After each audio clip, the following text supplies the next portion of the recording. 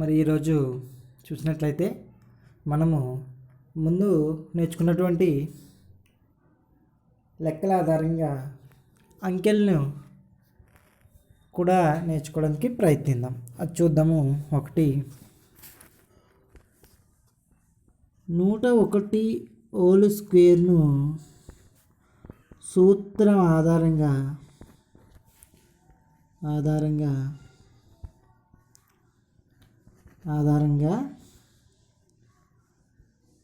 విలువ కనుగొనుము.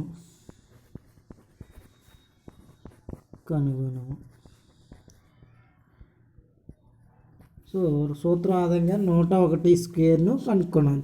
మనకు అందరికీ తెలుసు 101 స్క్వేర్ అంటే 101 ఇంటూ 101 చేస్తారు. కానీ అట్లా చేయకుండా మనకి సూత్రం ఆధారంగా 101 స్క్వేర్ని ఏ విధంగా చేయాలనేది మనం ఇప్పుడు చూద్దాం. సూత్రం ఆధారంగా సో 101 స్క్వేర్ అంటే ఇది చూడండి, 100 + 1 101 రాయించండి.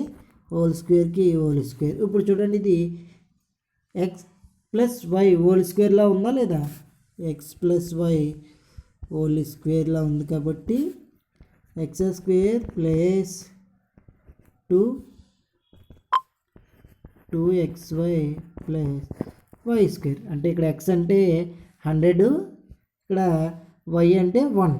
సో ఇప్పుడు మనం ఈ సూత్రంలో ప్రతిక్షేపిద్దాం. అంటే 100 స్క్వేర్ ప్లస్ 2 అంటే 2, ఎక్స్ అంటే ఎంత అండి 100, వై అంటే 1 ప్లస్ 1 స్క్వేర్. ఇప్పటివరకు మనకు తెలుసు. ఇప్పుడు మనం ఏం చేయాలి? విస్తరించాలి వీటిని. సో చూద్దాం ఎలా విస్తరిస్తారో ఏంటో ఇప్పుడు చూద్దాం మనం. ఓకేనా? చూద్దాం.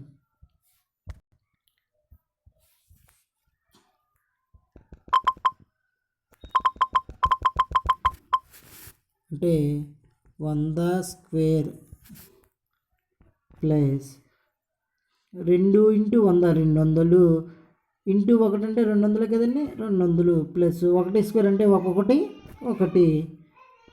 స్క్వేర్. చూద్దాం ఇప్పుడు 100 స్క్వేర్ ఏంటంటే 100 ఇంటూ 100 అని అర్థం. అంటే 100 ఎంత అండి? 10,000. అంతేనా కదా? మీరు ఒకసారి చూసినట్లయితే అర్థమవుతుంది. 200కి 200. మరి 1 స్క్వేర్ అంటే వాల్యూ ఎంత అండి? 1. సో చూద్దాము. ఇప్పుడు ఇవన్నీ కలిపితే ఎంత వస్తుందండి? 10,000 ప్లస్ 200 ప్లస్ 1 అంటే 10,201. మరి ఇదే విధంగా మనం సంఖ్యలను ఇచ్చినప్పుడు a+b అంటే సూత్రం ఆధారంగా చేసుకొని మనం చేయడానికి పోల్చుకోవాలి. అంటే 101 ఉంది, 100 + 1 కింద రాయొచ్చు.